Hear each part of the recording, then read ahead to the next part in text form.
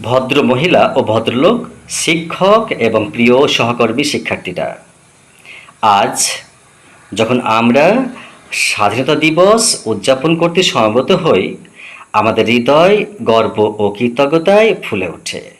এই দিনটি আমাদের বীর পূর্বপুরুষদের ত্যাগের কথা স্মরণ করিয়ে দেয়, যারা আমাদের স্বাধীনতার জন্য লড়াই করেছিলেন। আমরা এখানে দাঁড়িয়ে তাদের সংগ্রামের ফল ভোগ করছি। স্বাধীনতা মানে শুধু আকাশে উঁচু পতাকা ওড়ানো নয়, এটি স্বপ্ন দেখার, শেখার এবং অর্জন করার স্বাধীনতা সম্পর্কে। ছাত্র হিসাবে আমরাই আমাদের জাতির ভবিষ্যৎ।